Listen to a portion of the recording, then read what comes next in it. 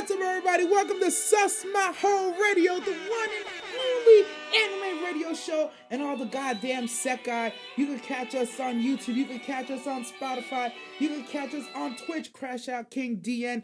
I am your host, not your hoe, your host, DN, formerly known as Director Nasty. And today we got a nice little taste on today's show. We have, of course, the first segment, Just the Tip. We're having a preview of Waifu Goddess Izakai. Who would you do with what? We also have a little special, a new thing called Your Sekai, Your Choice, where you get to pick between two things of what you would want. What would you rather? And that's just a quick preview on what's coming on today's show. So right now we are jumping straight into Just the Tip, where we discuss the tip of the iceberg that is anime as we know it. Right now, we're watching a whole lot of shows, but I'm going to focus on the highlights, the main points, the dope things that are really catching my heart, my soul, my attention, and of course, all of your attention. First show we're going to talk about is Re:Zero.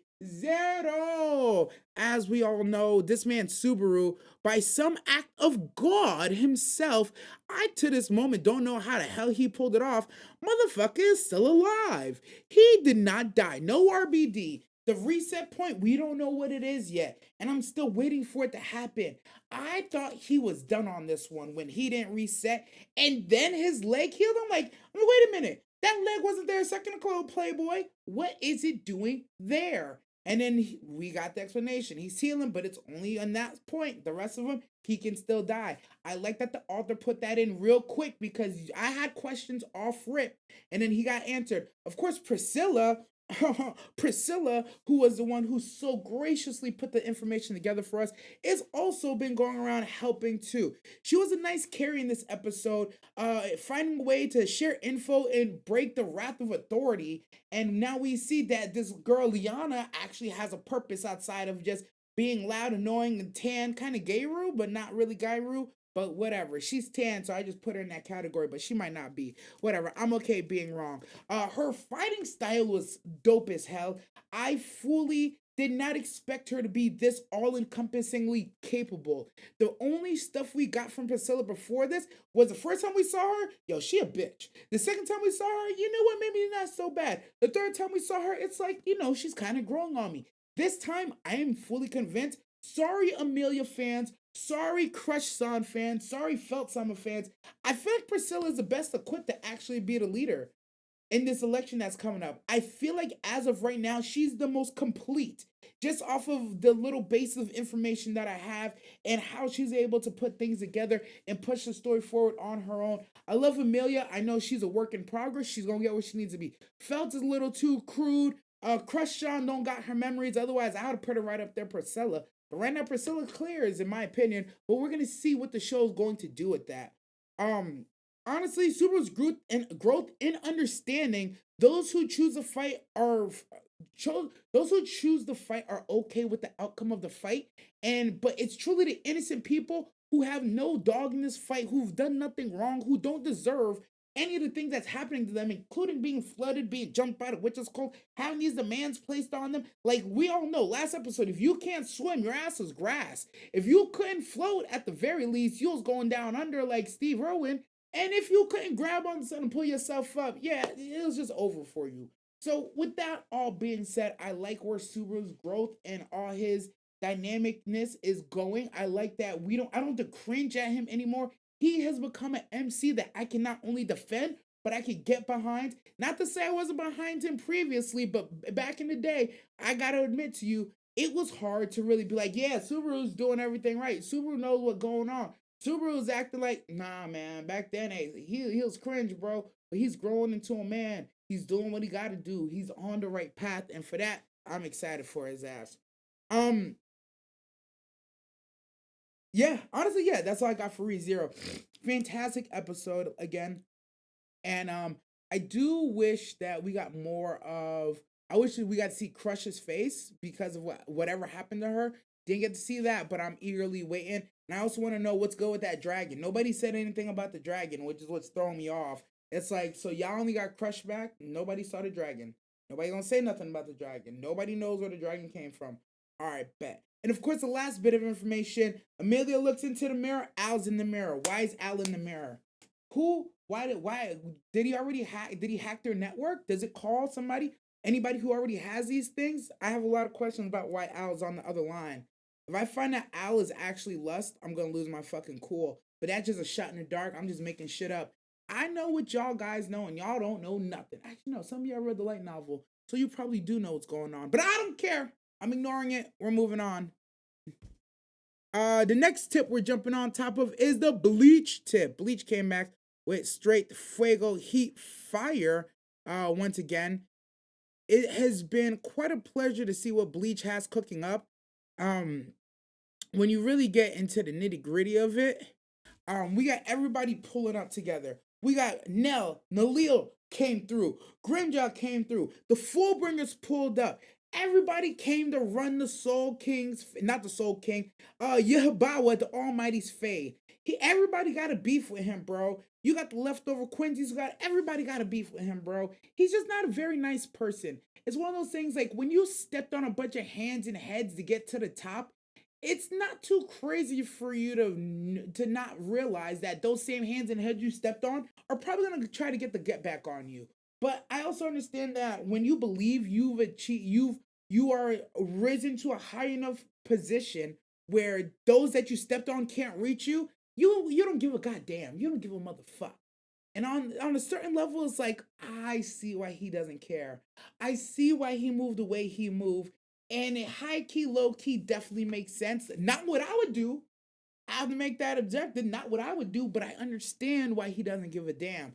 And as we saw his flexing in the last episode, I don't think he needs to give a damn right now. Like, of course, because we know the power of friendship, Ichigo is coming through with the crew, that he needs to worry. But for the most part, I can also see why he's not concerned. Like, he literally terraformed the goddamn palace in 0.5 seconds. It happened so fast that people were like, yo, we was up here when he did this. We would have just died.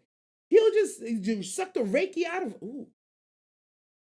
He would have sucked the Reiki out of us, and then we would just perish into nothing. It's like, oh damn, that's kind of fucking crazy.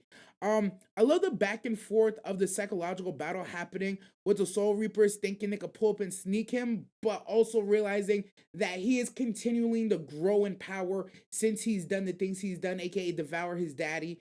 And how, it's one of those, it's not are we gonna win? If we can win, it has to be we're gonna go fight and we're gonna win. There's no room for doubt, there's no room for questioning things. You're facing overwhelming odds, and if you don't want to be here, go home. If you're scared, go to church. But everybody in the 13 court guards said, we ain't pussy, so we pulling up with the strap to fuck. Yeah, I should have thought that out better before I started saying it. I'm not mad that I said it because it still tracks, but I could have used better phrasing there.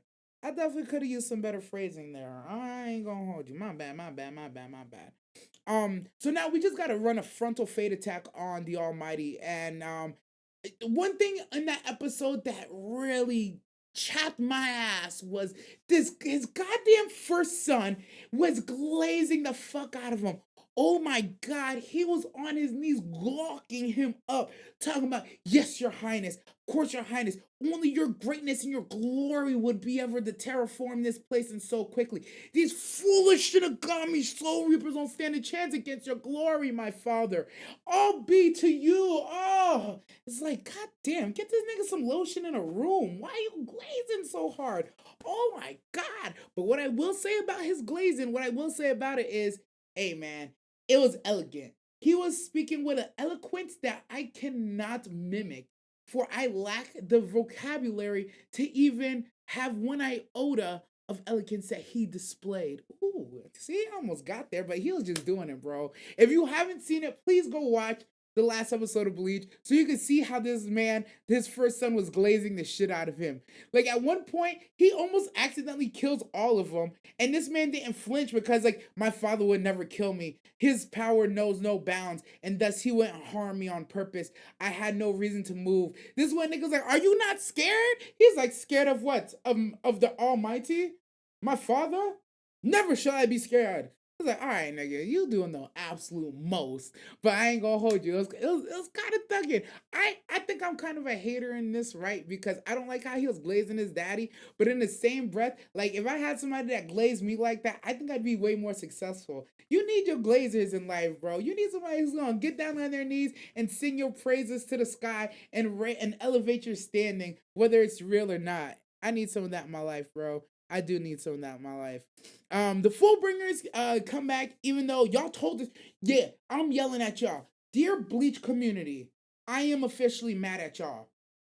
Y'all told us to skip the Fullbringer arc. Don't watch it. Y'all told us the Fullbringer arc is canon. It's canon, but it's boring. It's not important. Y'all told us the Fullbringer arc, we wouldn't have to worry about it because it's not gonna come back full circle. Yeah, Tight Kubo told y'all niggas you lied. You lied on his name. You lied on his arcs. You lied on everything that you thought you fucking knew. Because come full circle in the Blood War, guess who pulls up? The motherfucking Fullbringers. When he's talking about why Ichigo's the perfect candidate to do the things that he needs him to do, aka murder his pappy. What did they mention? He's part what? Human, Soul Reaper, Hollow, Quincy, Fullbringer. Y'all told me I didn't have to watch it. And then come full circle one more goddamn time. Let's make the fucking whirlpool go crazy.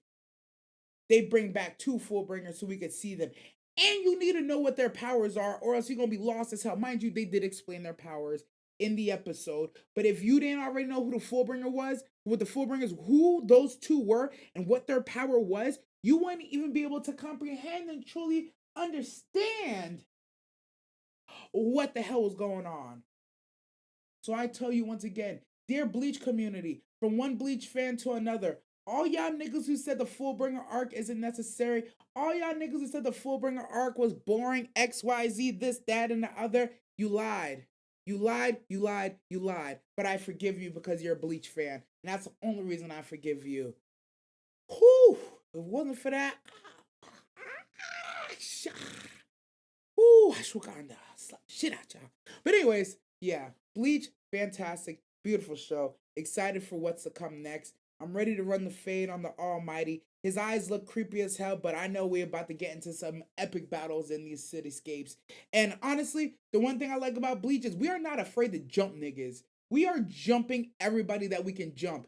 One-on-one fights? Who? Not if we can help it. Jumping niggas. So I look forward to what the dynamics are going to be in the next episode. And the Soul Reapers are now fighting at a disadvantage, knowing that the Reki is being sucked through the air because of the Almighty. There's certain things that we're gonna struggle to do in the density of this Reki, but I believe in the Soul Reapers' ability to overcome. I ain't gonna lie, it was kind of hard to say that one because it looks like overwhelming odds, but at the same time, there's some thugs, bro. There's some motherfucking thugs.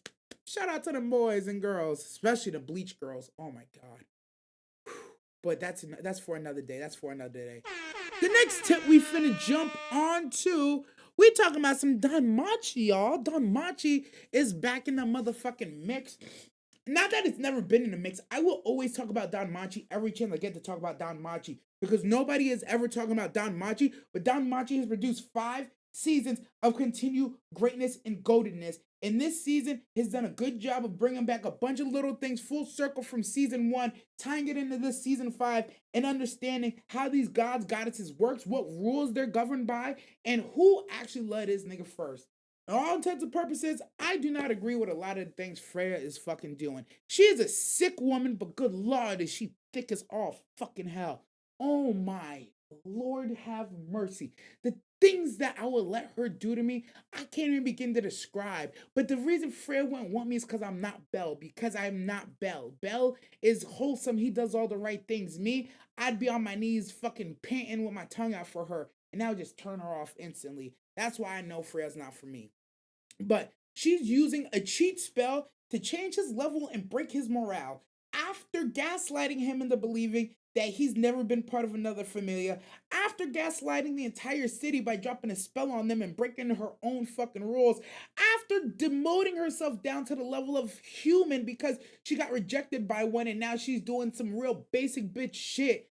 She continues to make her familia go along with her malarkey, and I cannot support what she's doing. It is too much too far.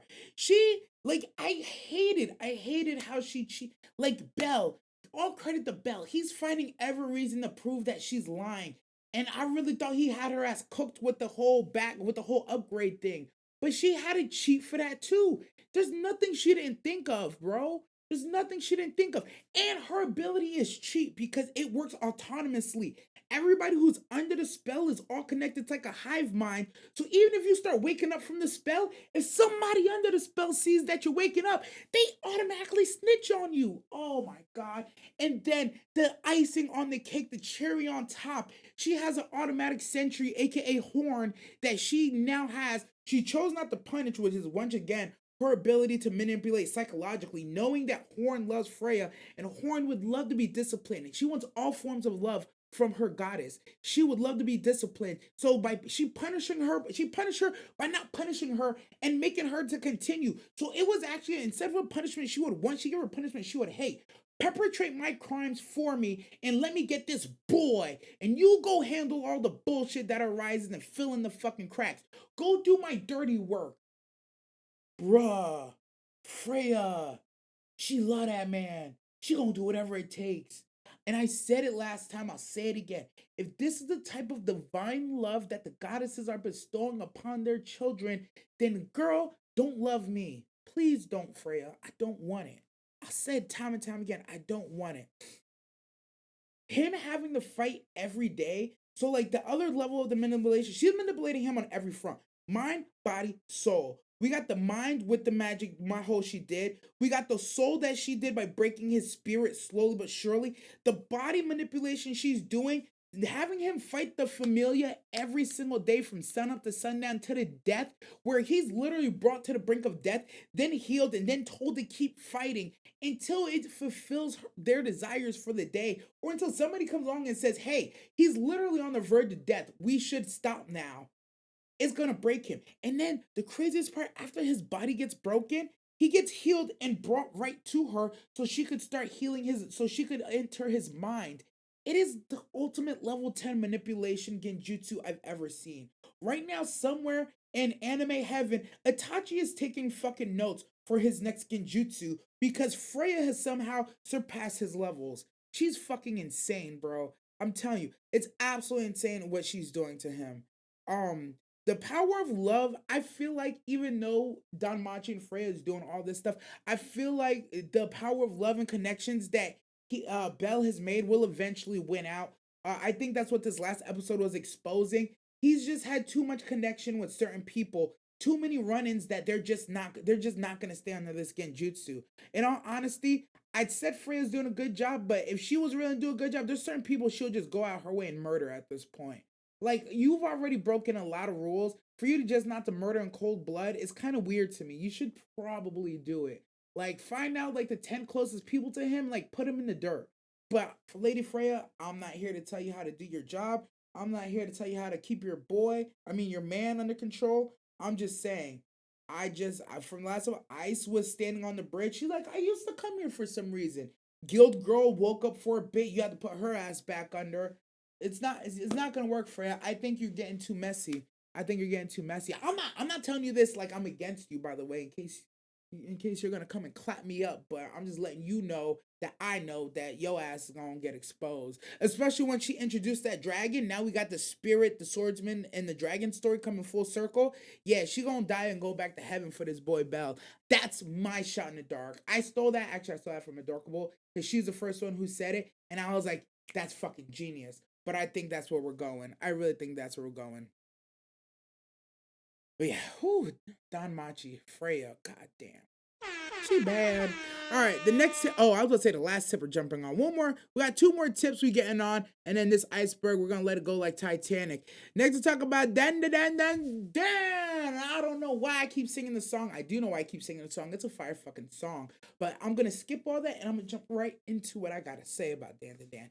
I keep saying it every week. I'm gonna say it one more time. Dan Dan Dan is that fucking show. If you're not watching it, you're missing out.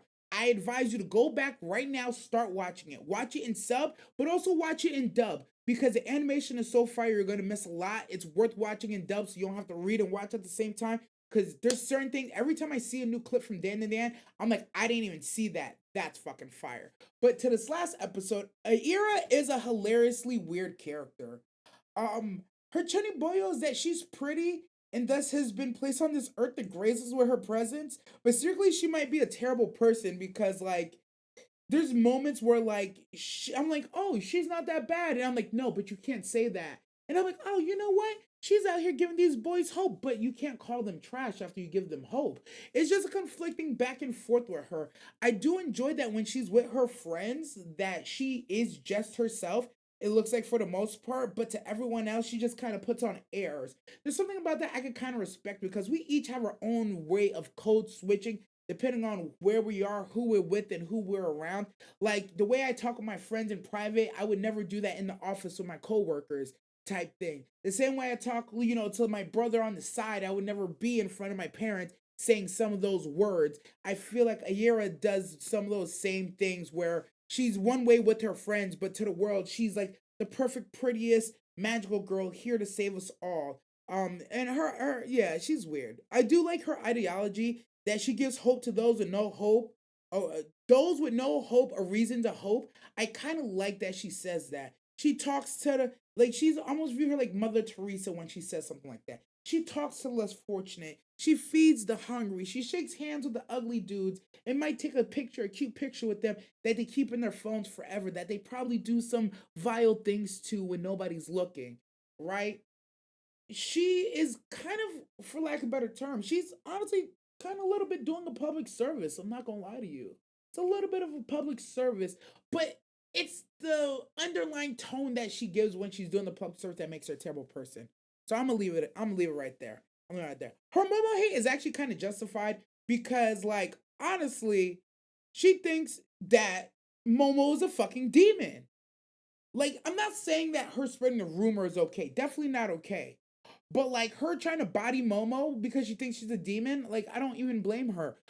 But the but yeah, it was just funny to me. I like the Turbo Oka. I like the Turbo Baba, the Okra and Team Momo. Her and that cat body. It's a real funny and interesting dynamic because like she acts like she hates them, but she kind of fucks with them. But a little bit, she's kind of part of the team, but at the same time, she's kind of like a tag along. And I do like that in the end, she was actually trying to be helpful and not just being vengeful little Turbo Baba, for the lack of a better term. The fact that there was actually a strange lady following Aira, it really threw me off, but it was actually well foreshadowed. And I do like that they get the basis for why she's being followed was very easily and quickly put into the show. Aira lost her mother while she was young. One time she looked back and she saw a strange spirit. She called that spirit her mother. That spirit has been following her for her entire fucking life. Creepy as all hell. The spirit has been waiting for her to be able to see her to approach her, which is scary as fuck when you think about it. You know when people talk about that snail, what if it follows us? You ever seen the movie It Follows Us, where there's this entity that's following you and it only goes at a certain speed. If it catches you, you're fucked. But if it doesn't catch you, you're fine. I feel like it was almost a play on that, where it's like until you can see me, I'm not gonna do nothing to you. I'm just gonna observe. But the moment she found Okaroon's nutsack, she started gaining access to that world, and yeah, it was GG's from there. It was fucking as scary as all fuck. The Momo jumping was actually epic because credit to her friends who kind of didn't want to go along with it but went along with it anyways. They actually took her ass down pretty well. That takedown looked painful and legit. It was like a good arm grab, leg sweep, face first. It could have broke her neck, honestly, but lucky for them, Momo was strong as hell. And then Momo tossed those hoes to the side like some dirty panties in on laundry day. And yeah, I hope they're okay, but we gonna see. Um, Moving forward, we gotta body this bitch. Long story short, I feel like she's not dead yet. I feel like we made progress on her. I think she's about to enter her phase 2 or phase 3, but I don't know what this lady wants exactly. She wants to be called Mama, Mommy. But if we can't do that, we gotta find a way to beat her ass. Cause yeah, she's although like objectively, like I thought she was kind of bad, and I think I said would at one point. At the same time, she's kind of wild, and I don't know if I would anymore. So I'm gonna have to re-examine that. But again, in the wholesomeness of this show, one of my favorite parts of this episode was Okarun finally realizing that Momo Ayase is kind of fucking cute, bro. And the moment he realized that she was cute, Mans was out the game, bro. He couldn't focus. He couldn't look at her. He really couldn't talk to her too much. But when it's important, when he needs to, he has the ability to. That's why I always give him credit. There's times where he turned into a taku cool and he's like, oh my god, I can't look this shot in her eyes. But then when her life is on the line, it's like, no, no, no. I need to look her in the face and say exactly what I need to say. So credit to him. So I'm excited to see how they move forward and what they're gonna do with that. But okay, all right. The last tip we're getting on, a surprising tip. Some of y'all might not agree with this tip, but our fucking Kane, bro, Arcane, after a 3-year hiatus, has dropped season 2, which I do believe is the last season of Arcane we're going to get from League of Legends. This is the show that came out before Edge Runners, that got everyone excited, hopeful that shows about video games don't have to be bad. So Arcane was the first of that bunch. Then Edge Runners came out that really blew everybody's expectation out the water. So season 2 of Arcane is here now. And the episode 1 through 3 dropped. And so far, they've picked up where they left off and haven't really missed a beat. The subtleties and storytelling is as dope as ever. The scenery and imagery is fucking fire. The VAs are absolutely carrying. The explanation of the world building and the lore has been top tier as usual. I do feel like some of the relationship stuff we're progressing just a little bit slow, but that's okay because I'm not mad at it. It's already been established. I think a lot of the problems that a lot of the things that people yelled at me about last season was how much I would cringe and gripe and complain about some of the decision making and the choices that the characters were making, as if I didn't understand why they were doing it. At the time, I look back and I realized I was a little bit immature, and maybe there was times where I wasn't giving enough weight to how much they're doing, and at the time the way they're building a character, they're making decisions that I didn't quite understand. The nice thing about Arcane season 2 is I don't have to deal with that because I now see, and the show is doing a good job in these first 3 episodes of reinforcing everybody's reasons, everybody's why, everybody's snake in the race. And everybody so far has been sticking to the motherfucking guns about what they're doing and why they're doing it. And their decisions all reflect exactly why they're doing what they're doing. And it just makes sense on this side of things. Everything everybody's doing makes sense. The only person who I still was struggling with was Ambessa. I was like, Ambessa seems like she's just a brute, a power hungry brute that's trying to come over to Piltover and just take over or establish her dominance. But I was like, but why? Her own nation seems to be good and thriving. Everything's good on that side. Why would she come over here and not embark, put herself into everything that's currently going on? It doesn't make sense to me. It just really didn't make sense to me, right? But then I really sat back and I examined, and in episode 3, we really get the answer as to why she's doing all this. And it's very simple. You sometimes when you run and when an immovable force runs into an immovable object, something's gotta budge. And it seems like in her backstory of what we're not privy to is the disappearance slash murder of her son is suspect now. It appears that she's either working for an organization or an entity that is greater or stronger than her. And if it's not that, she owes an entity or an organization. She owes them a whole bunch, and she's trying to find a way to pay it back to get out from under their thumb.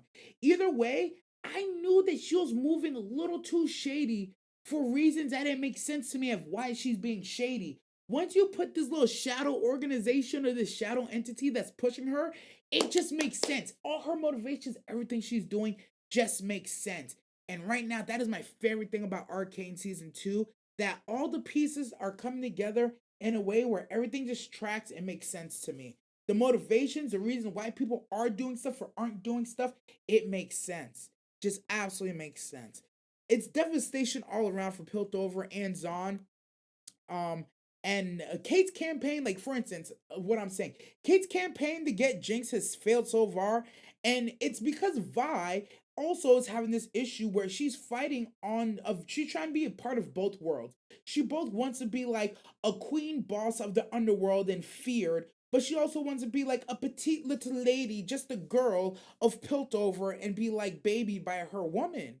And it's like, I know that's what you want, but you have unfinished business in the underworld and you have unfinished business in Piltover. So you have to choose, are you a Zahn or you a Piltover? Because either way, you need to close the door on something and pick a side. As we saw in the episode 3 of Arcane, she still isn't able to pick a side, and that led to some craziness at the end that a lot of people had to pay for. We once again came down to, is it worth risking one innocent person to save 10,000 real innocent lives? Is that something that we're looking at? Can you do that and look yourself in the mirror and still love yourself every day? Or will you forever look at yourself as a monster? I've never been put in the position to make that call, but as I am right now, I would like to think I will take one innocent to save 10,000 innocents. That's how I like to think I would be. But then you put it as, that's one of my homeboys, that's my brother, one of my little brothers. I don't know if I make the same decision. I would like to think I would though. I ain't gonna hold you. I like think I'd be like, nah, hey man, using the way, bro. Using the way. Oh, actually, no, sorry. That's not equivalent. That's not equivalent. Because if I knew my sibling had to go to save 10,000 lives, like I knew they was doing heinous stuff, I know I'm standing on business. They got to go. I'm not looking back on it. Yo, you was a problem. I'm sorry, my G, out of here. But if an innocent tried to get in the way and I gotta decide between not one innocent who's trying to stop me from saving 10,000 lives versus 10,000 lives, yeah, bro, I'm saving 10,000 lives, and I don't care if I don't love myself when I look in the mirror every day. I'm gonna know eventually I did the right fucking thing. But Vi just continues to try and live in both worlds. So now she's blurring lines with her decision making, and she's gaslighting herself into believing something that she doesn't actually believe. She keeps saying all the right things. Jinx isn't my sister. Jinx isn't my sister. But I don't believe you. I don't believe you, Vi. By your actions and by your movements, I just don't believe that you actually believe it. Otherwise, that last episode would have ended way different. I believe that Jinx has more. I believe Jinx is standing on more business and what she's willing to do. And I think she was ready to go and be done, and you didn't, and you failed to do it because you faltered in how you feel about the situation. That's just me. That's just me. But the last part I'll say about Arcane, the current world building, where I think it's really a dynamic of looking at society we as we are now versus society in the Arcane. It's really holding up a mirror to say Hex Tech.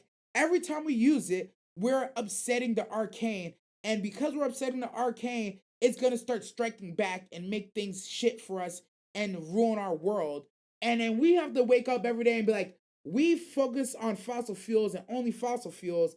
And because we keep focusing on fossil fuels, one day we're gonna have to wake up and one day it's gonna start ruining, affecting our lives, and we're gonna have to wake up and start dealing with it. I feel like it's a parallel story right there.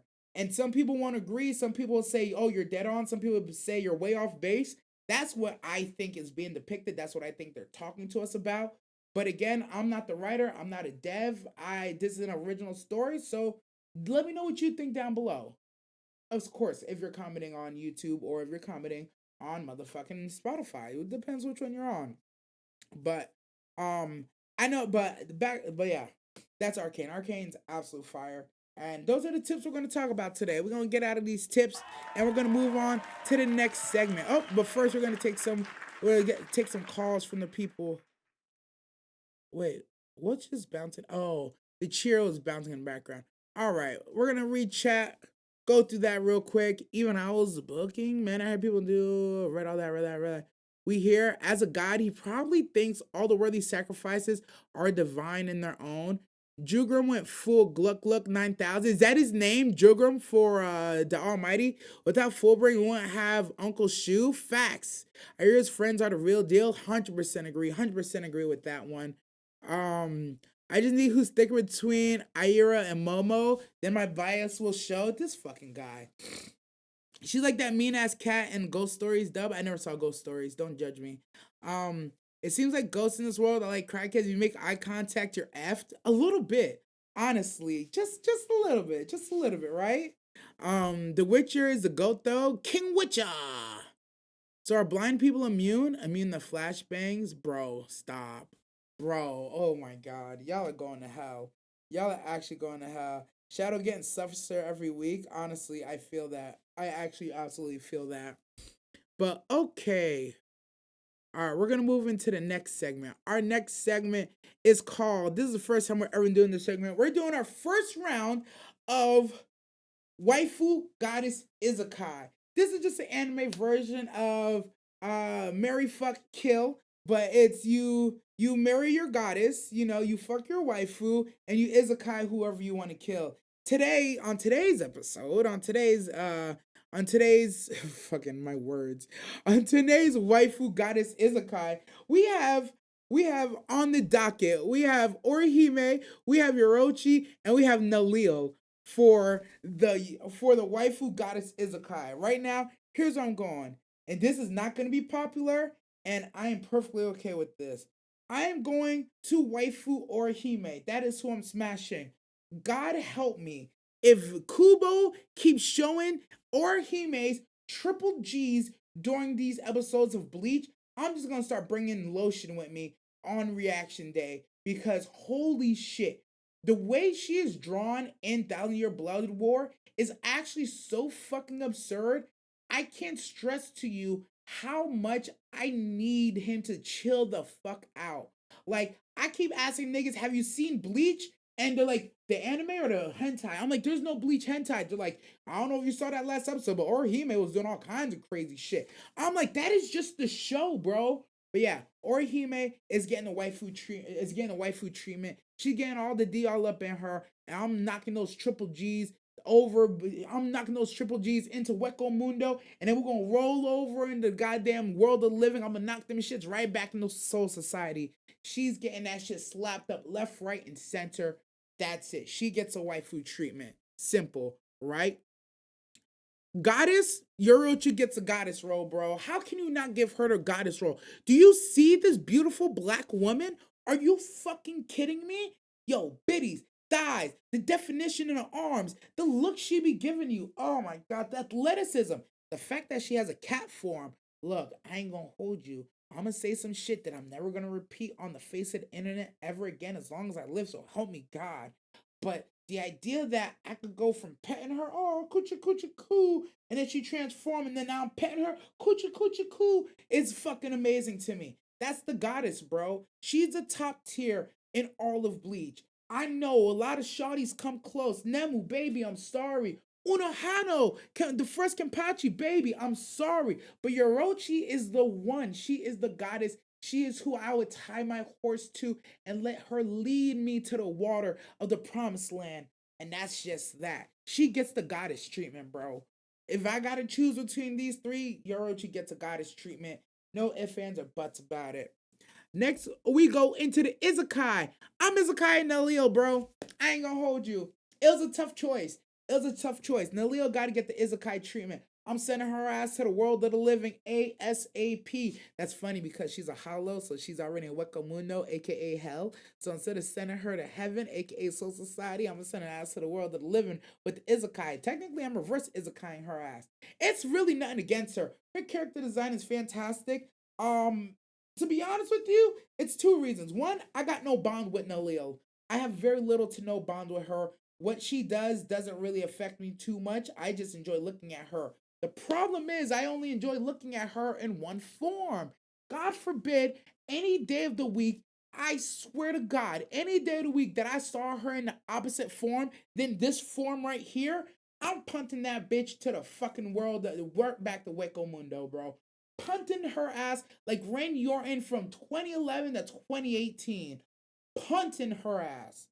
I don't want nothing to do with that form.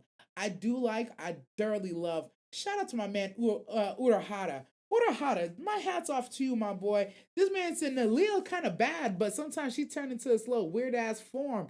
I'm gonna make her a bracelet so she can stay a woman as long as she want to stay a woman for.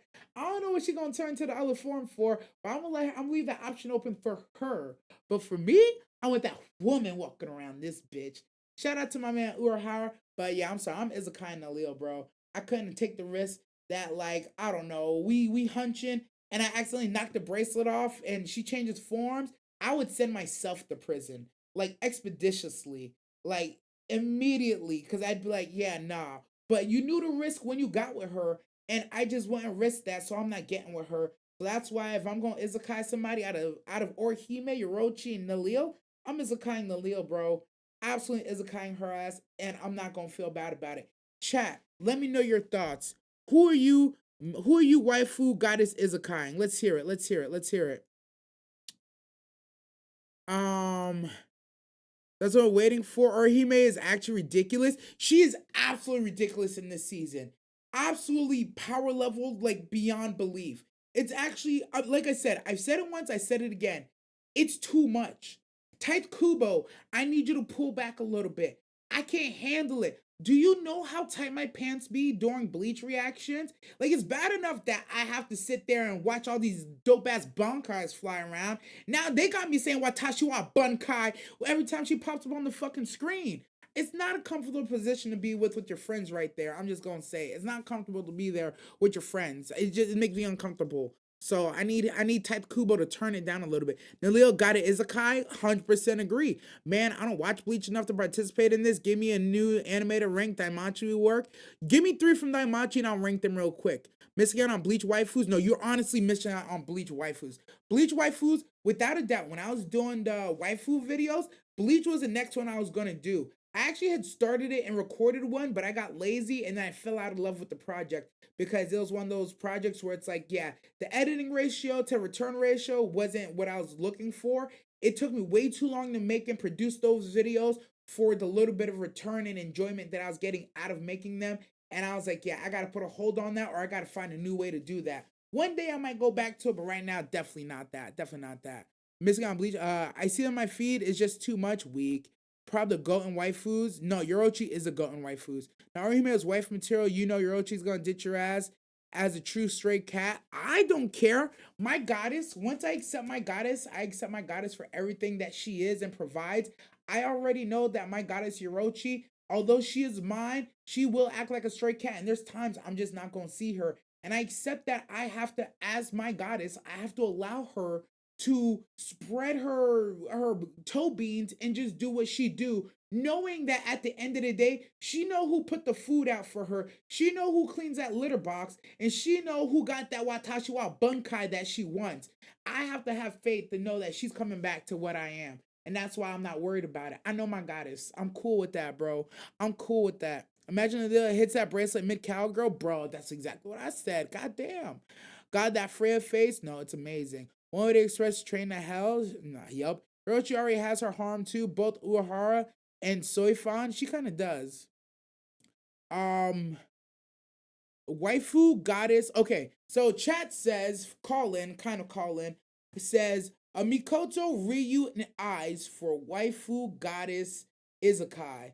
I'm telling you right now, oh, wow. No, you put me in a tough position. You put me in a real tough position. Because they're literally, actually, no. The position's not that tough.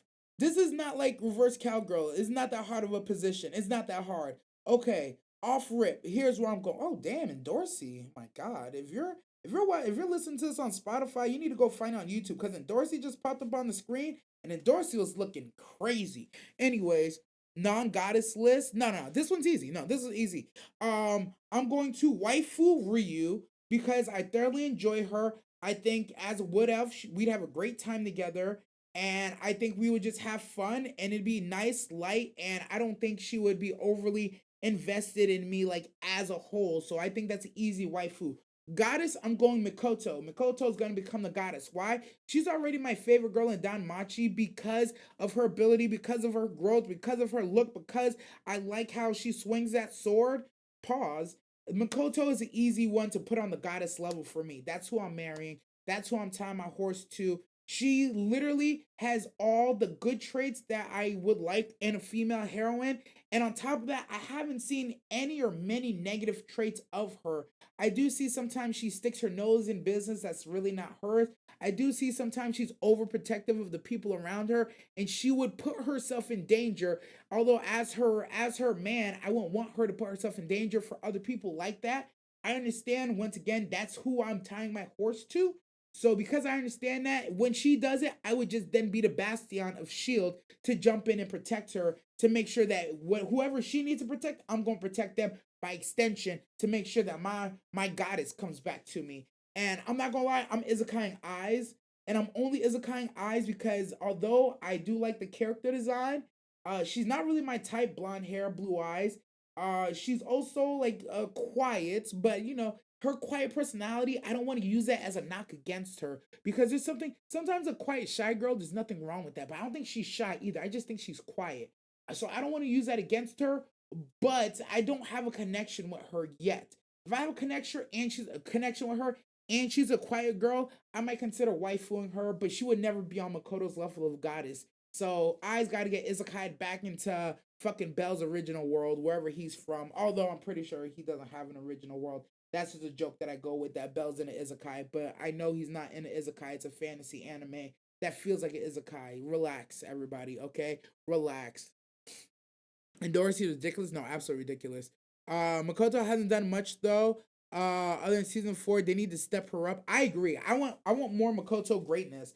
Season 4, but I feel like she was a heavy carry in season 4. I feel like season 4, they say I like okay. We get introduced to her in season 3. She seems pretty. No, we got introduced to her season 2. She's kind of here and there trying. Season 3, we get a little bit more of the backstory, especially with the Aisha stuff and Ishtar. We got a little bit more Makoto. Season 4, Makoto hard fucking carry, my boy. Hard Makoto carry for season 4. And then coming into season 5, I feel like she's gone back into the backseat a little bit. But it's only because the goddess Freya herself has descended upon us mere mortals to take on a young boy. Well, yeah, no, I said what I said, to take on a young boy. Yeah. No, I said what I said. She descended to take down a young boy, so whatever. Um, cause she clear all the basic codes. Anyone who's not a main girl, facts. Yumakoto is my waifu. Ryu, my spiritual guide, and Eyes can get Isekai. I'm fucking screaming. And I love Eyes. Damn. And Eyes fancying Eyes can get Isekai just further gives me credence that I'm on top of it. I'm on top of it. So thank you. I appreciate your efforts and contributions to the motherfucking nasty cast. I think we're all on the same point. Anime would never give Eyes the time of day. I don't believe that. I think at some point she's gonna have to get her shine. I just feel like it's inevitable that she does. There's no way around it. Okay, that's the end of Waifu Goddess Isekai. Because we already know we sending this host to the sky. The next segment we're going to get into is also a very new segment. I am calling this segment the Your Sekai, Your Choice segment. This is basically an anime version of Would You Rather. So in Your Choice, your Sekai, Your Choice. Today's hard question is, would you rather have your balls but no power and you get Momo as your ride or die? Or would you rather no balls and you have power, but AIRA is your ride or die? I'm open to suggestions. I want to hear what you guys think, what your arguments are. Anybody want to call in and go over it, and have a discussion about it? Let me know. Isaac Kudere, what's going on, Inari? Isaac Kudere, explain Kudere, because I feel like I don't know what Kudere is. I've heard the term, but that's not the one I'm thinking of. That's not what I'm thinking of. She fought Freya from her twice at this point, and the anime skipped it. Boy, they made her aloof as hell. She does more than light now to cut all the kind scenes with her. I'm talking Ari. I'm taking Ari. Give me the powers. When they don't show a lot of emotion, true, but I do have manly impulses without my balls. I I feel like you would. I feel like you would. You'll just be shooting blanks. I feel like the shaft is there, no balls. That means like I can't reproduce, but at the same time, I can still sling the wood. I think I'm okay with that. I honestly think I'm okay with that. When it comes to your Sekai, your choice, I want to hear what you guys think. What I think is, if I had to choose, I am 100%, and I've been on the fence about this. You guys already know. Would I rather have my balls or would I rather have power? As long as I have the unit, I don't think I need. As long as I have the unit, I don't think I need the units of measurement. You know what I mean? As long as I got the stick, I don't think I need the leaves. As long as I got the banana, I don't think I need the peel. As long as I got the main thing, I think I'm okay with I'm okay without the other two. So in this case, I'm not gonna lie. It came down to the shawties, right? Now Momo is a generational talent. AIRA needs some work to be done, but I can see the way she interacts with her friends and the way she interacts with the world, that although she is kind of annoying, she has some qualities about her that I just don't know about yet that I'd be interested in exploring. And at the end of the day, I kind of want power. Like, who doesn't want power? Especially those powers. Those powers are fucking cool, bro. I ain't gonna hold you. So, in my Sekai, my choice, I am going no balls. I have power. AIRA is my ride or die. No balls. I have power. AIRA is my ride or die. I can understand if you go the other way. If you want your balls, no power, and you want Momo as your ride or die, I support you. Because objectively, I'm not gonna lie to you, I actually think that's pretty much like the most right answer. You would want to be as whole as possible as your body, and you'd want to keep the person who supported you when no one else supported you like close. You would want that person to be with you. So for all those reasons, I understand why everybody would say that's the right thing. But I also know that some people aren't really going to think for themselves. They're just going to be like, well, this is what I would want because of the show. I'm posing a question that's supposed to be tough. And in the toughness of asking it, I'm going no balls power, and AIRA is my ride or die, so be it. Let's see what the chat has to say about it. Chat says that I'm going with that Kudera is like a Nano from 100 Kujos. Okay, thank you. Thank you. I'll adopt. I'm taking Momo. She can take out anyone in my place, and I get my lineage too. Ammo is just as potent as the gun. Okay, that's fair. Okay, that's fair. We just need a comparison between both of them. We saw Momo episode 1 when I see Iris thickness. Sir, I'm not touching that one. You and the FBI can have a nice conversation about it over there, but I'm not going to touch that one. I'm leaving that one alone. You, sir, though, you're a brave soul. That's all I'm going to say. I'd rather have Momo's powers. Sorry, OG, that's not part of it. You don't get Momo's powers. It's either you keep Okuru's powers or you get no powers. You must choose. Yeah, if it was Momo's power, I'd maybe consider it. Terrible. Put an invisible condom on is OP.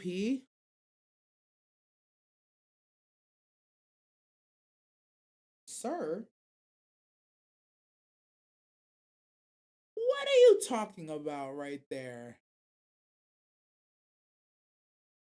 What are you talking about? I do got a thing for pink and red-headed girls. I also look like Thig with Okarun's powers. Nah, Okarun's powers are objectively fucking cool. I would want to get power. I'd want to get power. I would. I'm choosing power over Shardy on this one. You can't get a girl pregnant and you're raw. True. Telekinesis glove. Oh. Oh. Oh. Oh. Oh. Oh, okay. All right, you're kind of cooking. Not even a telekinesis glove. I feel like a telekinesis dental dam would be better. It's like, why put the telekinesis on me when you should just put the telekinesis over the egg in the tube where it's going to? Just put the barrier there. And then when I'm done, just have the barrier fall out. But maybe I'm tripping. Maybe I'm tripping. Now I'm starting to sound like one of these banana alien dudes. I don't want to sound like them. I don't ever want to be compared to them. But I'm just saying. OG. Remember, this is not my idea, chat. This is not my idea. This is OG who said this.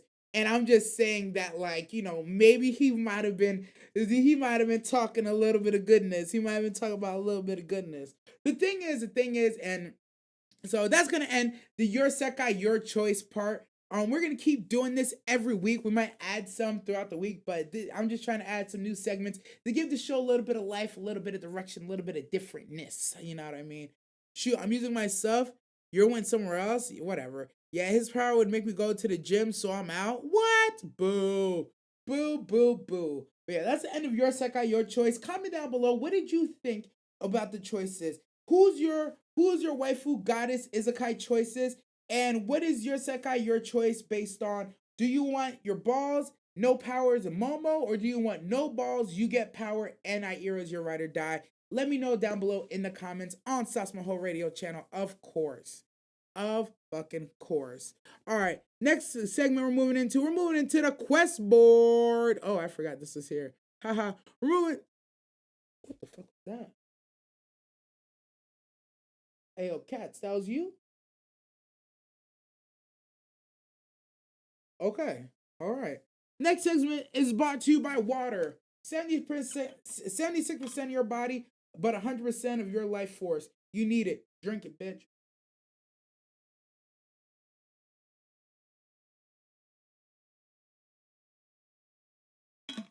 Ooh, ash. Ooh, that's good. Oh, that's good stuff. Oh, Lord. All right. Next, we're moving on to the quest board. Today's quest board and ongoing announcements. Solo Leveling Season 2 Arise comes out in January. Very excited about this.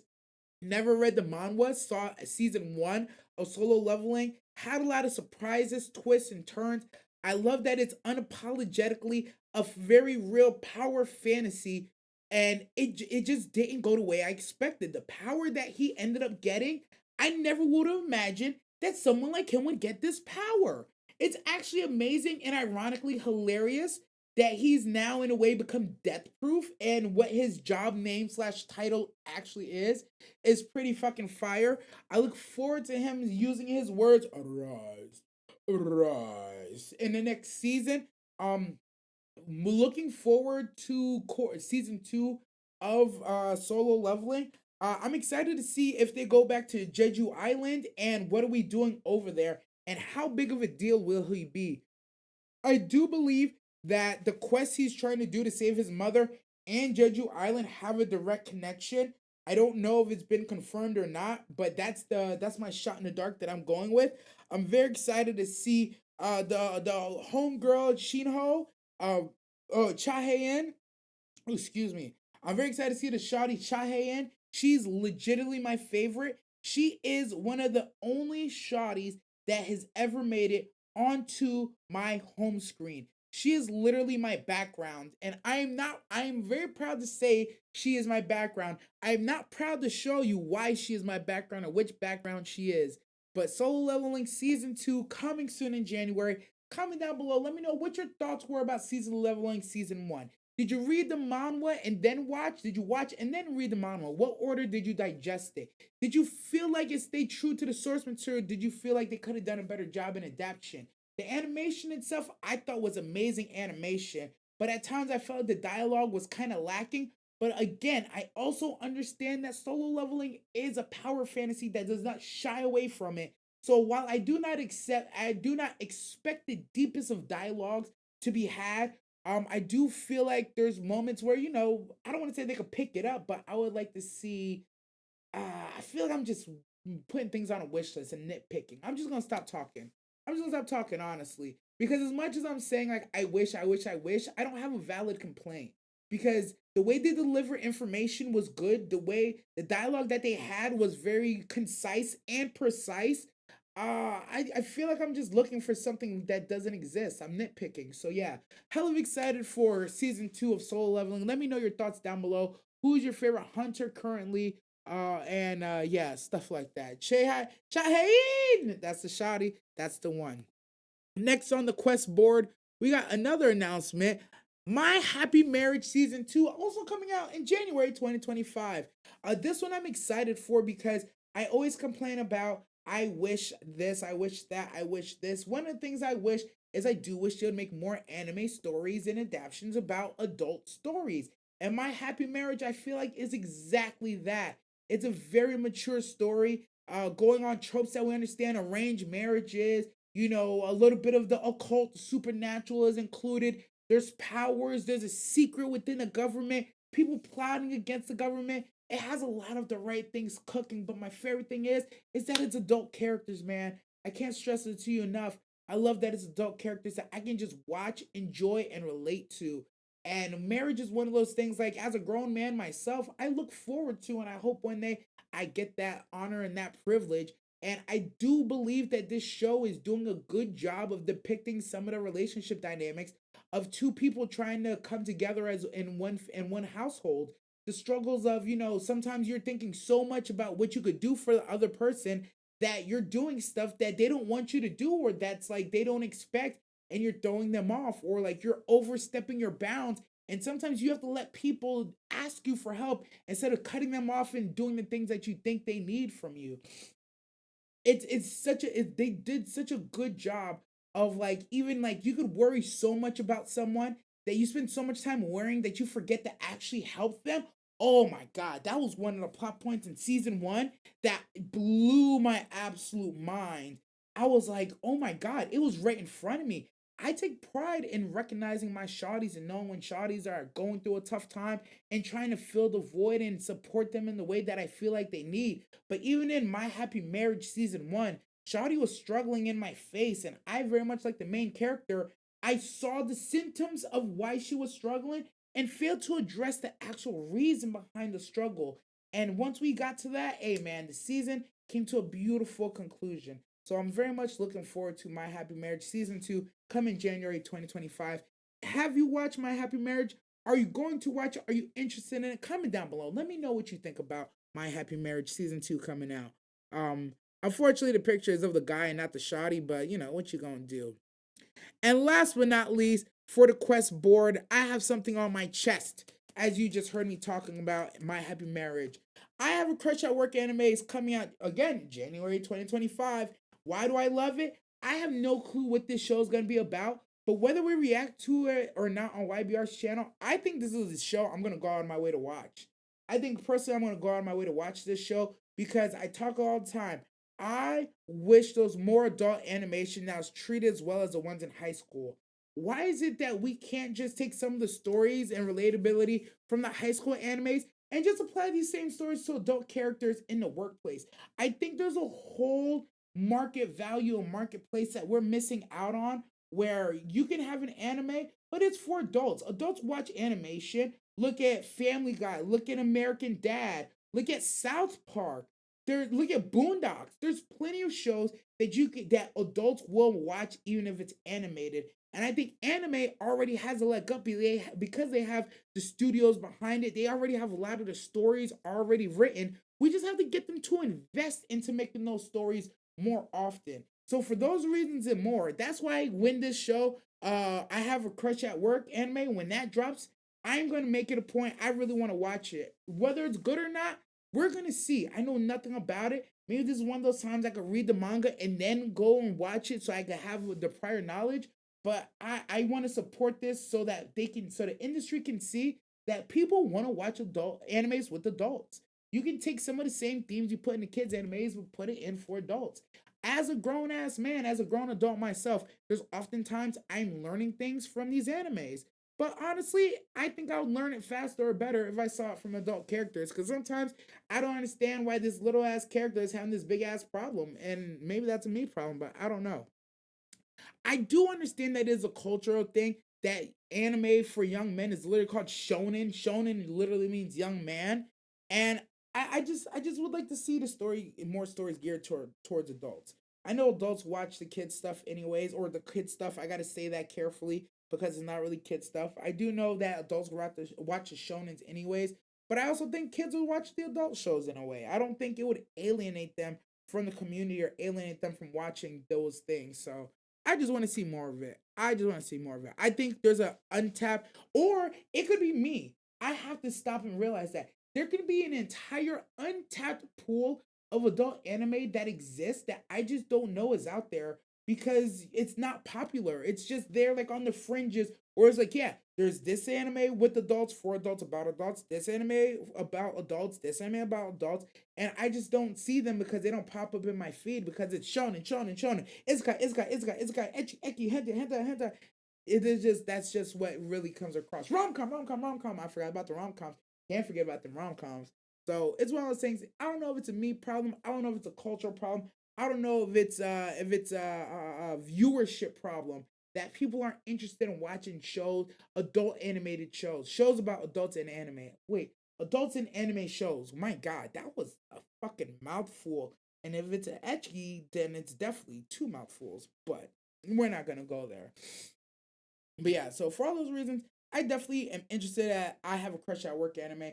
I want to see how they're gonna do it, how they're gonna depict, the crush developing, how they're gonna deal with like the HR lady potentially figuring it out, or how do these two adults go about? You have a crush, maybe she likes you back, but you're not allowed to date at work, so now y'all gotta do it secretly. Maybe now y'all hunching in a copy room, shit, making copies of the wrong body parts. I don't know.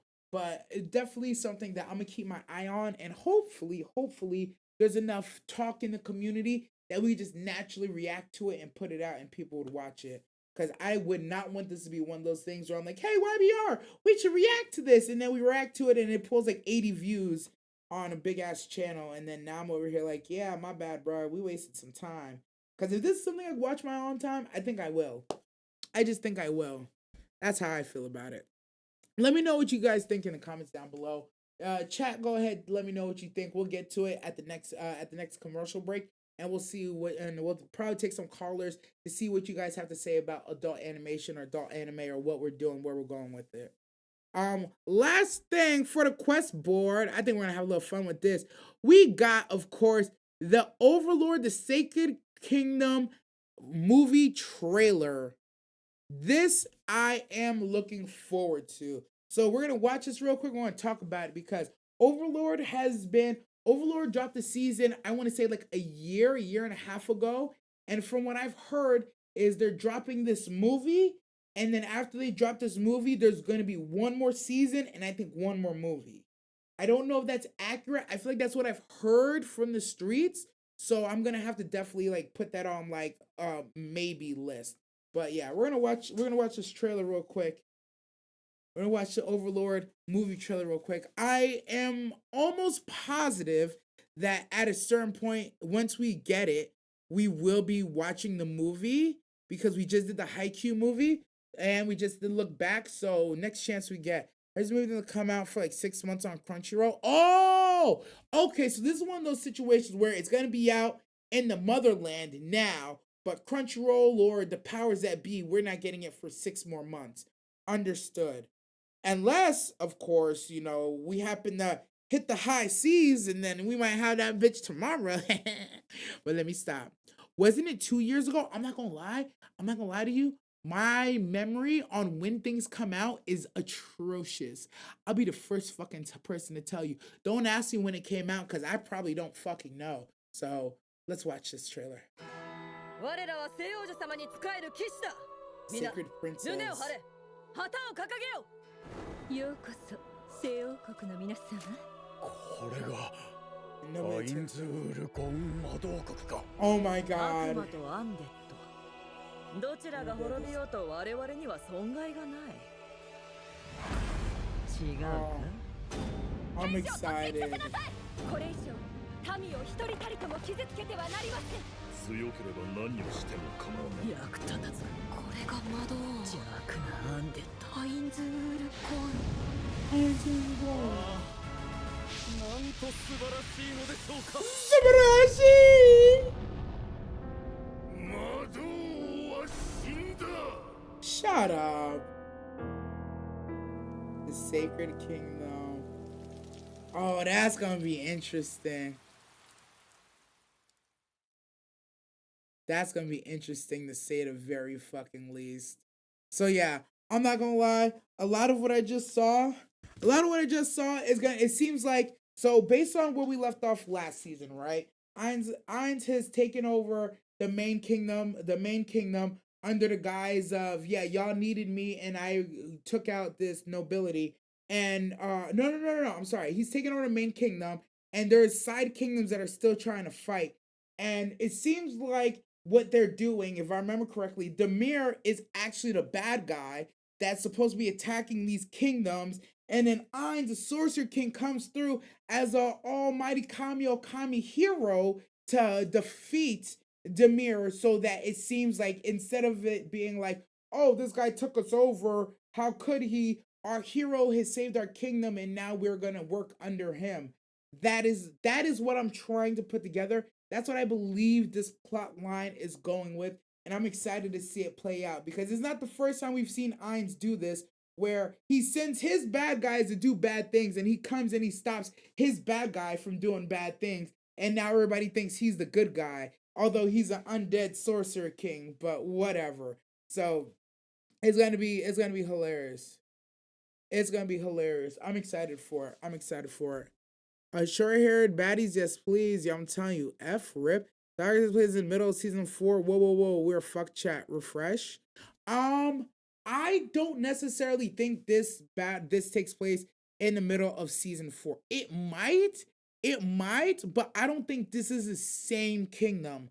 Cause like we know if you're caught up, of course, spoiler alerts, if you're caught up on Overlord, then we should already know for a fact.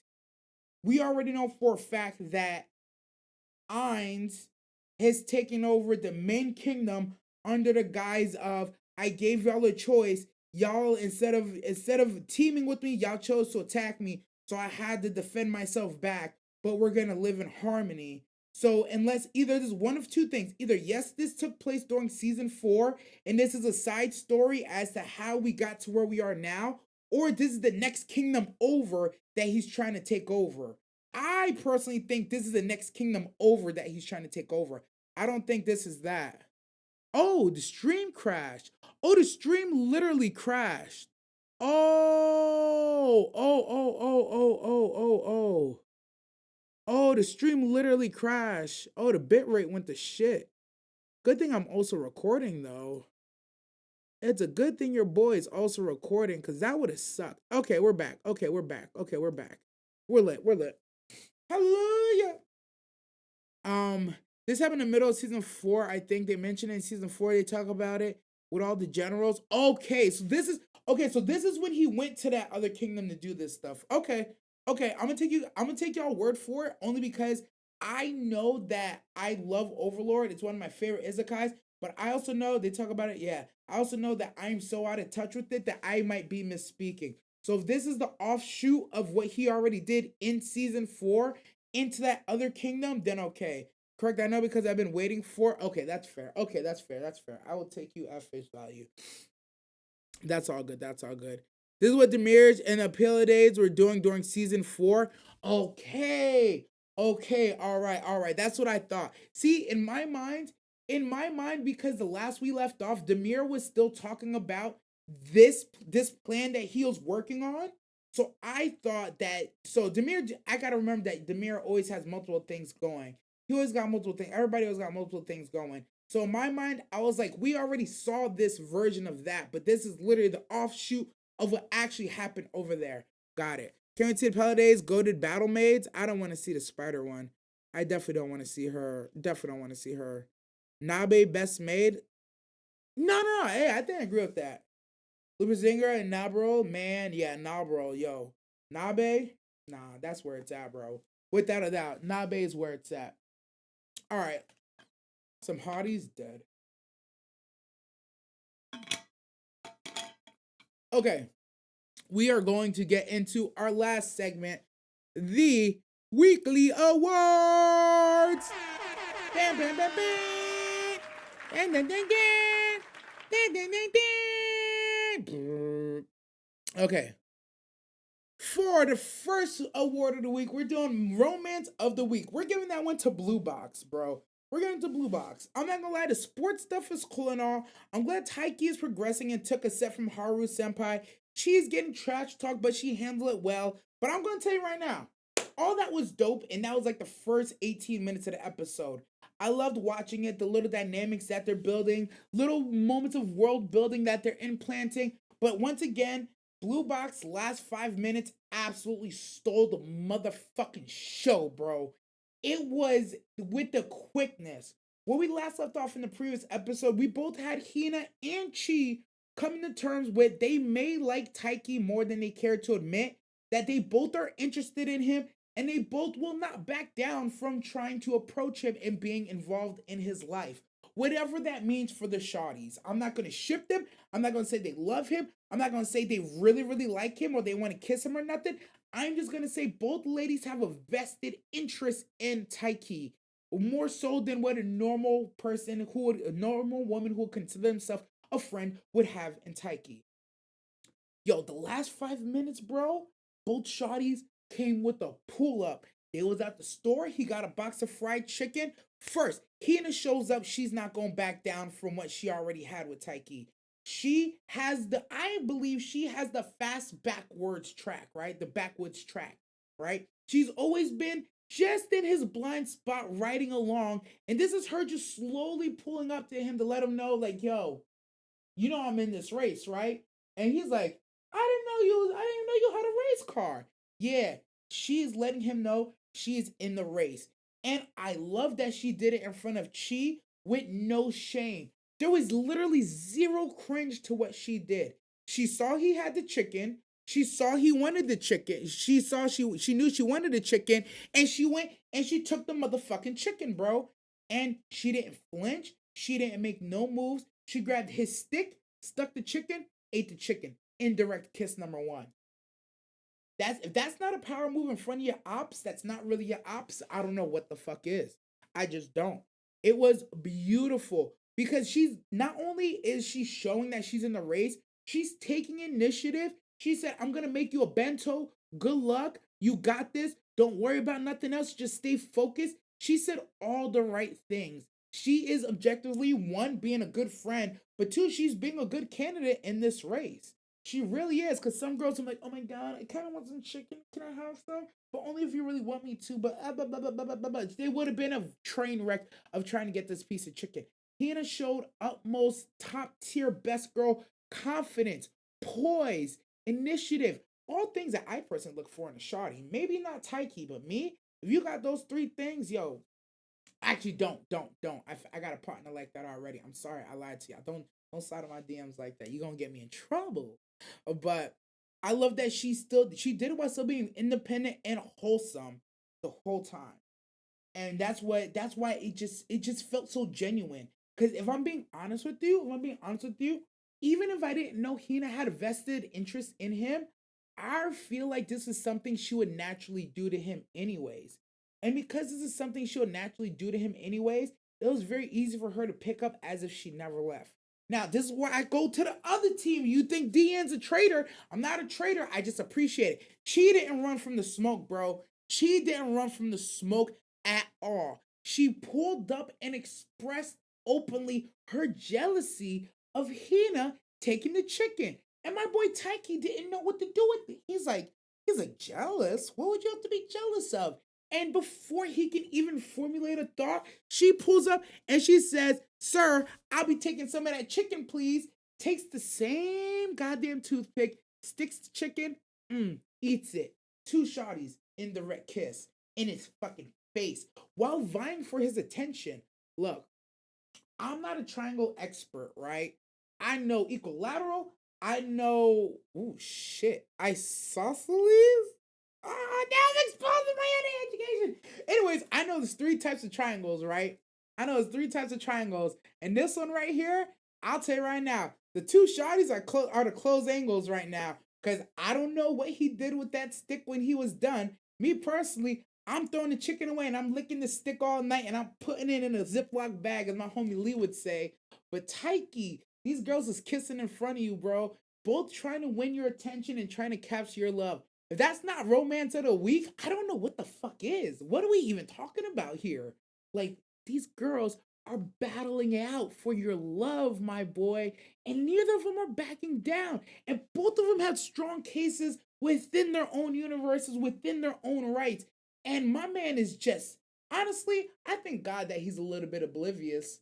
It actually serves him much better that he doesn't quite grasp the dynamics that are being displayed in front of him, because I feel like part of that is what makes this romance so wholesome, so pure, that the shotties are just willing to duke it out and he's just so oblivious to it. He's oblivious but not oblivious. He actually gaslights himself out of the answer a lot of time. And in this instance, she goes, "Ah, I'm a little jealous, but I still want some chicken. So if you'll excuse me, I'll be taking a piece now." Takes a piece of the chicken. And he's like, "Jealous?" He's like, "Why would that make her jealous? That wouldn't make her jealous if she likes, if she, and then he just stops. And then he just stops. Because he's gaslighting himself out of it. Beautiful episode. The last 5 minutes stole the motherfucking show. Blue Box wins romance of the week, hands down, and it's not even fucking close. Actually, I'm not gonna lie. Dan wasn't too far behind. Dan wasn't too far behind, but the romance portion this week was very minimalized, and they didn't make my heart go but a little bit. But Blue Box made my heart go but. We'll leave it there because I realize I'm making sounds that as a man I really shouldn't be commonly making in front of people. So Yeah, shout out to Taiki getting pressed. Shout out to Hina pushing forward and taking initiative. Shout out to Chi Senpai for not running from the smoke. I'm excited to see what we got cooking in the next one. Hopefully everybody gets what they're looking for. Because me personally, I think we need to stop playing this game and get all these people in the same room and see what happens. But we'll see.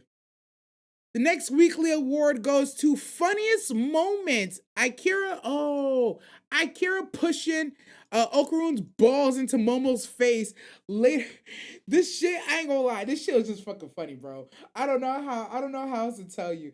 There's a lot of little funny moments in anime this week, but this fucking moment actually had me laughing my ass off for no fucking reason. There's just something about getting somebody said earlier, anime teabag. Getting anime teabag in this form is like the most like random shit ever. Because it's one of those things, Aira doesn't know there's balls into this gold thing. Momo knows that Okarune's balls are currently on her face, but she's just so focused on the task at hand. One, get the fuck off of me. Two, oh my god, I found his balls. It's just fucking funny, bro. It's just fucking funny. I also thought in Dan funniest moment, I didn't understand the joke with the lighter and the hair catching on fire until somebody had to explain it to me. The girls bring her across and she says, "What am I supposed to do with this? It doesn't smell like it has enough oil." And in my mind, I'm like, oh yeah, cause when you want to cleanse a demon from a room, you sage and you oil. So I'm thinking she wanted oil rubbed on the goddamn thing, right? Fast forward, she shoves a cross in Momo's face. Momo's like, "Why the fuck does it smell like so much oil?" In my head, I'm like, "Oh, ha! They must have oiled the cross to try to burn the demon." At least these bitches are smart. I wish they would have brought the salt because the salt works too, but oil works too. Fast forward to the end, the demon eats them and then she spontaneously catches on fire. I'm like, oh my god, that's what the oil is for? To set her on fire? No, stupid. The cross was a fucking lighter. A literal, actual fucking lighter. And while there was nothing to ignite on the outside because the stupid demon ate her own hair, the strange woman ate her own hair, guess what happened? There was a perfectly amount of kindling in here to burn that bitch from the inside out like a goddamn habanero pepper. So that's what the fuck they did. So the whole time they're talking about why doesn't it smell like oil, I don't know because Aira is kind of smart, kind of not. I don't know if she knows that that cross was a lighter. I feel like Momo knew that the cross was a lighter. I don't know if Aira knew that the cross was a lighter. When I heard her say it doesn't smell like oil, it was almost a double entendre. It's either she knows that it's a lighter and there's not enough lighter fluid in it, so put more lighter fluid in. It's not called oil, it's called lighter fluid, in my opinion, which is what threw it off for me. Two, if she did know it was a lighter, what the fuck was she gonna do with it to Momo if pressing it on her face wasn't gonna work? Was she gonna burn Momo? That's a question I have to ask now. I'm not gonna lie, I didn't think about that till just now in this moment, but hey, either way, shit had me dying laughing. Momo had Okarune's balls on her face. My man made it to third base autonomously. His nuts droned onto her face to make it to third base. I don't know if it counts as third base, but I'm gonna give him the bases because he's an otaku. He's a Okarune, so he got to get it how he can. All right, next award of the week goes the Hands of the Week, and Hands of the Week goes to the bunny people in Alpharetta for dealing the Empire a fatal blow and bringing the king to his knees. Although I ain't gonna lie, that king was thugging as fuck, bro. He really stood on motherfucking business when it came to his empire. They pressed him. They're like, "Yo, we're gonna put you in this. We defeated you." First off, they try to sneak him, and this man's like, "Ding, ding, ding, ding, ding, ding, ding, ding, ding, ding, ding, ding," just fucking blocking, yo, straight up, yo, man, we're out here. Man was out here fucking blocking arrows left and fucking right. Just I'm trying. As you can see, I'm not a swordsman, so these arrows would just been bodying me, but this man was blocking every fucking thing. That was thugging in its own right, right? But then he gets defeated. He's brought to his knees eventually, and they're like, "Meet our demands or we'll start doing shit." He's like, "Fuck you, start doing shit then, pussy. You ain't gonna do nothing." They blow up one building. He's like, "Oh, y'all really blew something up? You ain't gonna blow something else up." Boom, they blew something else up. "We'll kill your son." This son?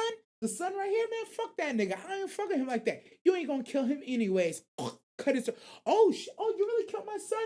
All right, if you don't, you got one more chance, and we're gonna blow some. Whoa, whoa, whoa! All right, Playboy, I heard you. I've heard enough. I've seen enough. Y'all niggas really mean this shit. You bunny people really mean it. I'm gonna stop standing on business. I'll give you what you want. I ain't gonna lie. That king, although he is, I think he is trash. I don't like how he runs his country. At least it was nice to see him show why he's the leader in these parts.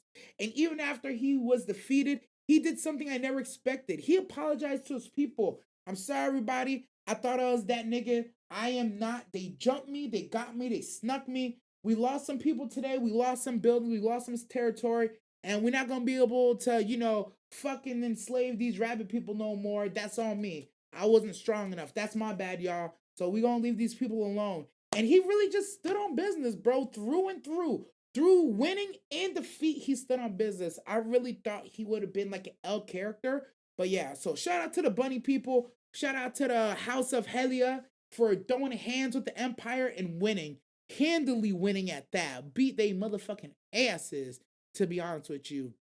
Shout out to Shea for taking out the trash, really showing them what's good, especially getting to get back on that motherfucker who was talking all that shit to her. Like, I'm glad he got fucking punted to the moon. I honestly feel like Shea was very nice to them. I can't think of another word. She was gentle. She was kind. Cause the way I would have treated them after what they did to my people and the way she treated them was very different. She had a lot of mercy. I'd have had them begging for their lives, honestly. But that's why she is who she is, and that's why I am not. So, hands of the week goes to Helea people, the bunny people, for getting their freedom, their independence, and really enslaving the empire with their words, or getting the vows of non-slavery from the empire. Cause yeah, it was a good move. It was a good move. You're probably wondering why I didn't use the bunny people. Shay's in this picture. She's the representative. But also, have you seen the shawties in this picture? Like damn. What are we talking about right now? Shit. The next award of the week goes to Most Despicable. And the most despicable motherfucker is this nigga right here, Greed. He gets most despicable for his treatment of his wives. I almost called them slaves. Oh my god. For the treatment of his wives that he treats as slaves. Like, these shawties live in constant fear and get snuck for just about fucking anything. In this last episode, he roundabout blamed one of the shawties. He said, "Why would you wake up my new wife? Why wouldn't you realize that she's tired and let her rest? You let me disturb her, and it's your fault." And he wanted to murder her, and she was just gonna take it. Is that not insane? She was just going to take it. I was like, oh my god. I was like, somebody help this girl. Meanwhile, this nigga's like, yeah, I almost killed her. And what? I'm like, it's not and what, bro. You're not supposed to do that to your wives. So he's despicable. Hook shooting at 154 for not. Oh, him shooting at number 154 for not noticing Emilio. It's crazy work, bro. It's just crazy work. He's despicable, bro. He's despicable. I can't believe I'm saying something good about him. He's so despicable that even his anger extends towards his own allies. Because he's like, I heard y'all niggas flooded the city and you made my bitch mad, so now I'm mad at y'all. And it's like, I think that's supposed to be a good thing, but at the same time, like, who the fuck is you, boy? But whatever. He's despicable. We're not talking about him no more. He gets the award because he ain't shit. Next award, plot twist of the week, goes to Arcane and Bessa for having an op that is pressing her this far into the affairs of Piltover. And it was shocking to me because the way she talks, the way she carries herself, the abilities that I know she has, and that thick ass body that she lugs around, I would figure someone like her would never be in debt or be getting pressed by someone else or another entity. To see that she's operating out of sheer desperation and that she truly does love her family threw me for a loop. It's one of those things, like I said it before, I kind of felt like there was a disconnect in why she was so overly invested in the ongoings of Piltover all of a sudden. But then you get the shocking reveal that somebody is on her ass.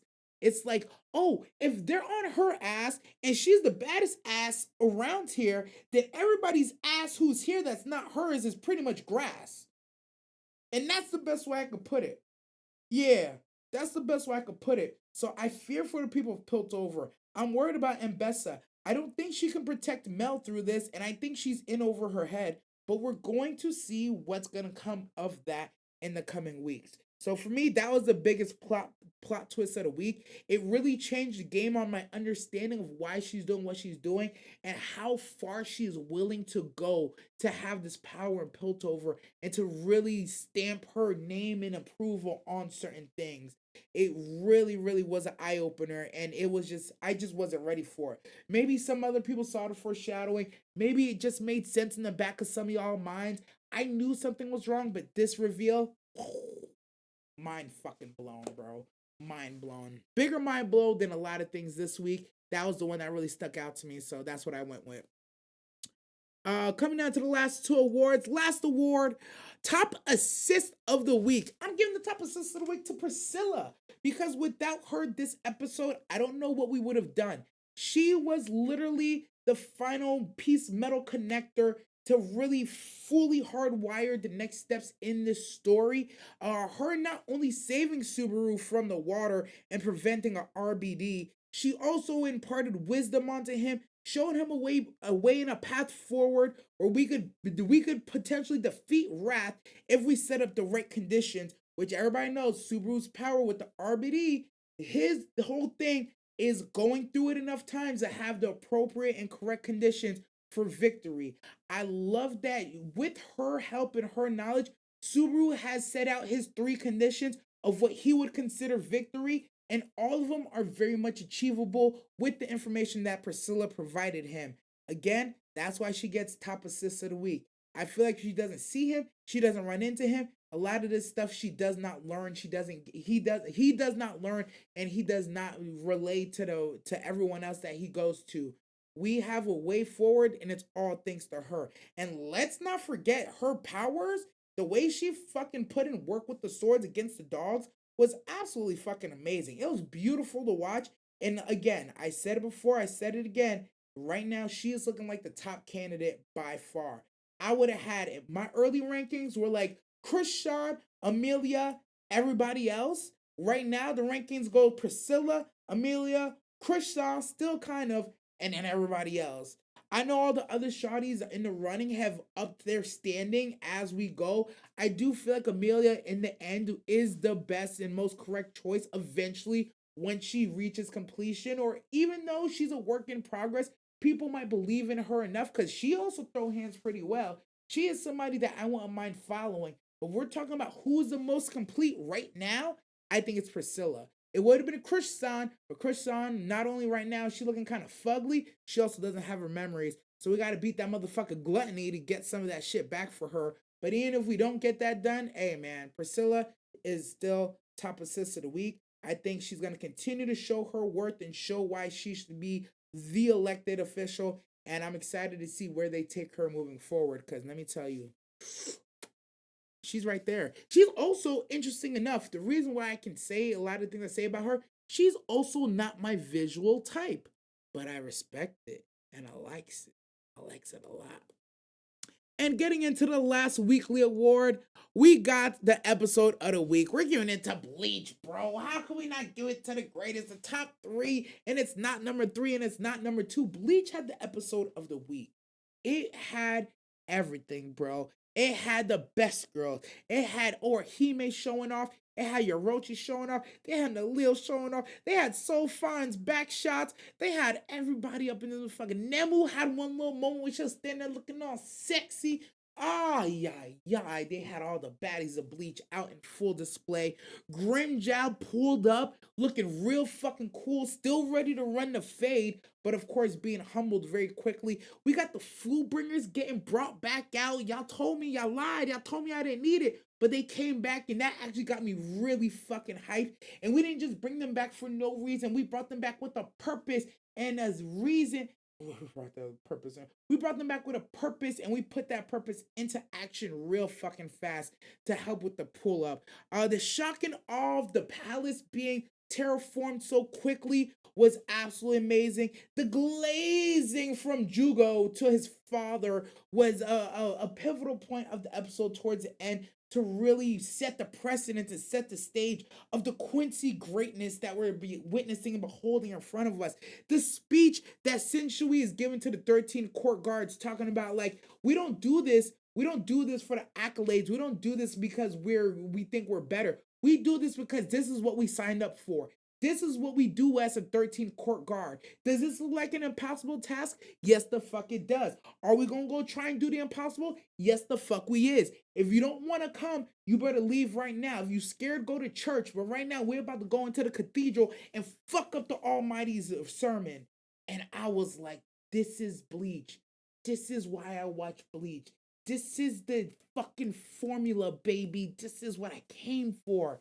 No rubber. It was firing on every single level. Bleach supremacy for once and forever. Latom. That's what my niggas in Fire Force would say. Latom. With that being said, that is the last segment we got today. We're going to take some final calls and read through the final chat, and then we're going to end today's show. We're going to see what the people have to say right now. Hina might have him for like a long time since they're childhood friends. I can see that. Hina could come to me, screw this. God, I wish I had a Hina in my life. This is bullshit.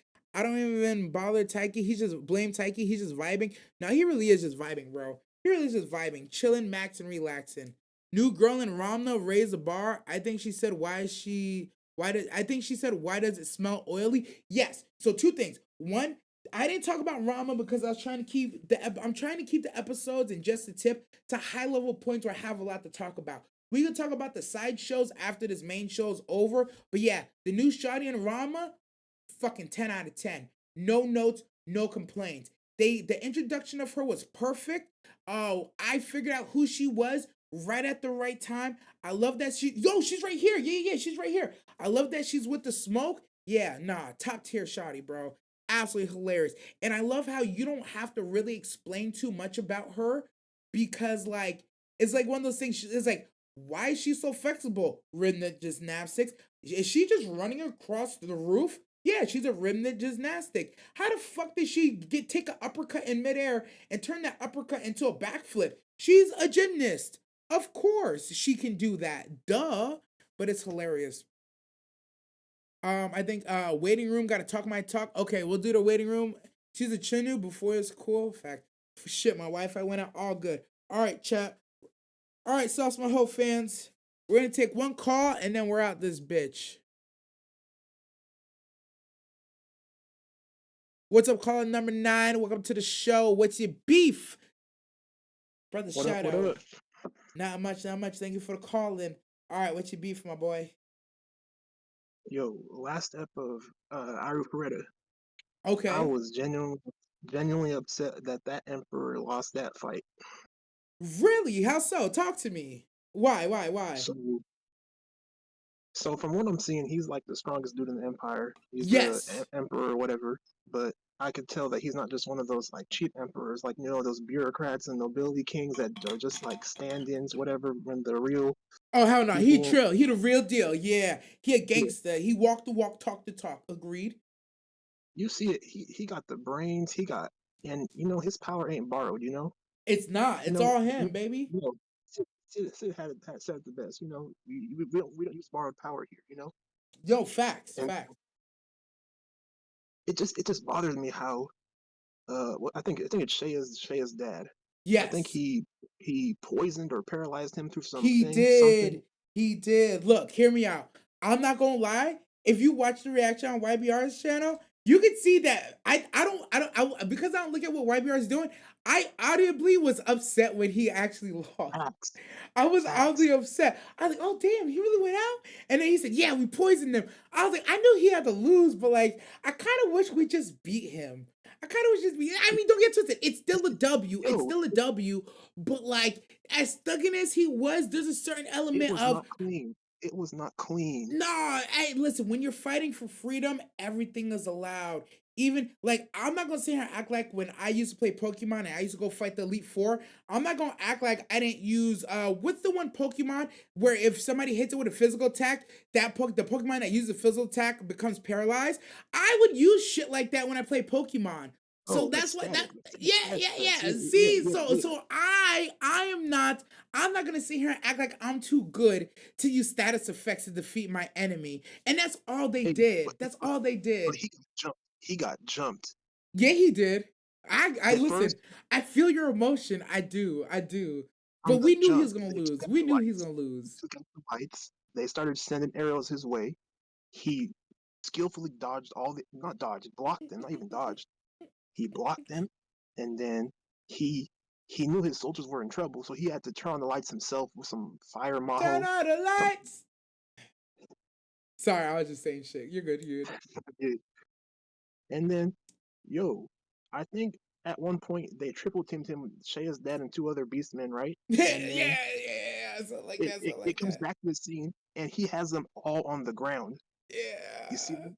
See, and but you know what? I feel like I feel like they depicted it that way on purpose because you had to know that he's not a pushover, so that once they go into the demands portion of the show where he there's an acceptable loss he was willing to take. You had to understand that he's not the type to just lay down like that.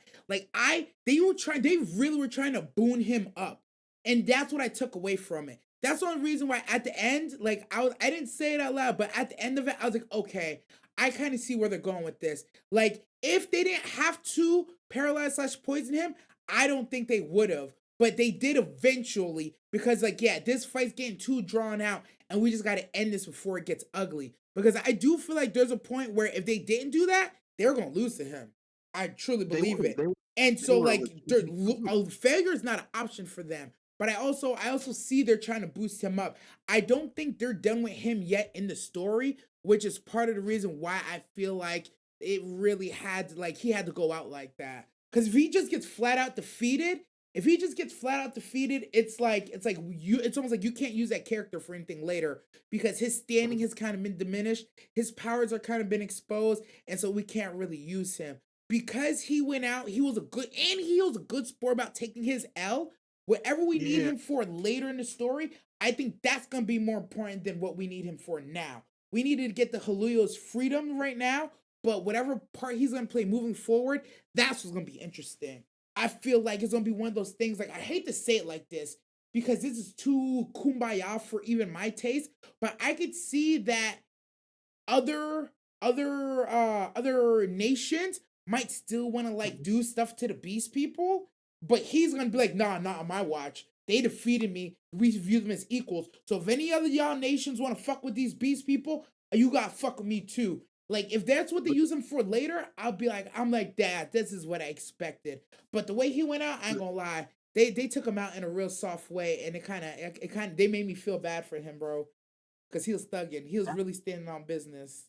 yeah, what you just said right now, that's where that one pact comes in because you remember they had him. The whole reason was Mm-hmm. to have him Mm-hmm. get that necklace Yup. with Yup. the Yup.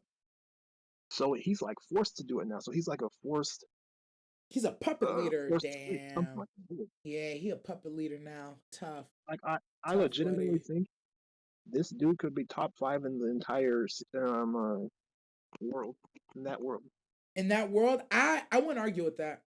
From because what I've seen so far depicted, I want to put up an argument with that. I could believe that. Outside of Isekai people, of course. Outside of Isekai people, because I feel like the Isekai people definitely have certain unfair advantages that we don't get to see slash acknowledge. But yes, I'm still gonna agree with you. like Mm-hmm. he could give Nagama a run for his money too. I don't know about like Ah, Kyo and Kaori and ah, Shea, but I don't know, man. You said I don't look. I don't think nobody in this world is seeing Nagamo. I don't think anybody getting Nagamo a run for his money. he got technology. That's where we differ. I will say if you told me that guy was top 5 in his world against people from that world, I won't have any doubt in my mind. When it comes to when you start putting in Isekai people, I'm looking at it kind of funny. Him versus Nagamo, Nagamo wash. because of everything you're gonna say, technology, knowledge.